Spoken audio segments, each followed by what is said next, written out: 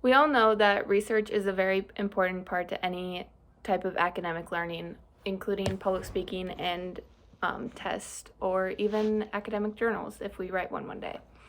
So today I'm going to be talking about how research practices have changed with the capability of instant research, how the resilience of instant research changed our memory, and what role public speaking plays in knowledge creation or extension. So basically, how has research practices changed with the capability of instant research?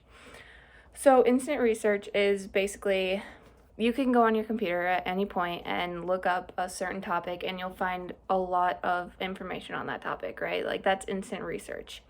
So this has changed a lot of the way that we do research, because I remember in elementary school we used to have to go down to the library and actually like find books to do research on. And this would create unequal opportunities for research because the books in my library weren't the same books as my friends that go to a different school's library. So instant research has actually provided us with this opportunity of having equal opportunities for research between each group and each region of the world, basically.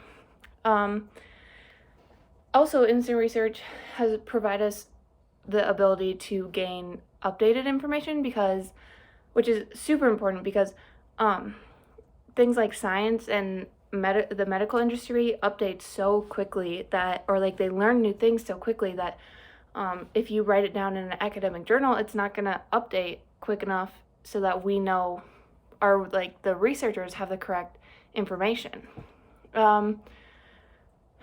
It also, instant research kind of completely eliminates that idea of primary sources, which is like a primary source would be like if I went and talked to my grandma about something that she actually went through, that would be, and then I used my grandma in a research paper, my grandma would be a primary source. But now that we have the internet, we don't need those sources. We don't need to reach out to other people, which is kind of eliminates our own personal research, like interviews and surveys as well, because we don't have to do that. Basically, we can just look up and find someone else's research and use their source to like support our claims. Okay, now that we've talked about instant research and like how it changed our research capabilities, let's talk about how that has changed our memory. So instant research is something that we all do in like classes, especially online classes. I know that when I'm taking a test, if a class is not prompted,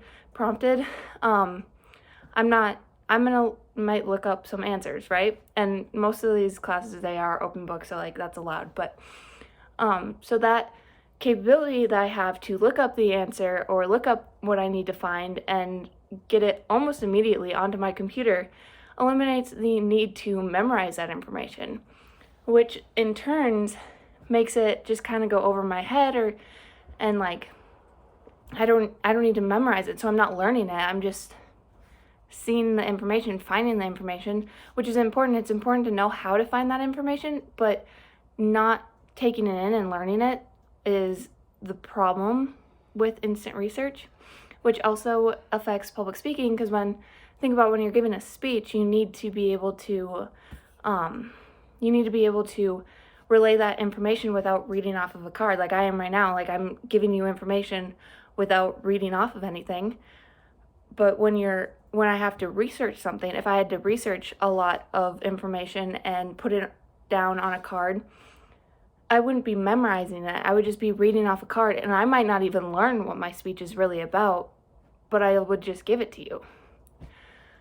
So now that we've talked about memorization with instant research, let's talk about how public speaking can play into the role of knowledge creation and extension. So any form of oral communication, you can either learn something or another person can learn from you. They can extend your knowledge or even create new knowledge in them if you're the one speaking or if they're the one speaking to you. For example, we all watch TED Talk videos, which the whole purpose of TED Talk videos is to extend your knowledge on something or create new knowledge on a certain topic. So public speaking can be a very useful tool in not only research support, but knowledge in general on a certain topic. Even the speech that I'm giving right now is extending the audience's knowledge in some way, hopefully.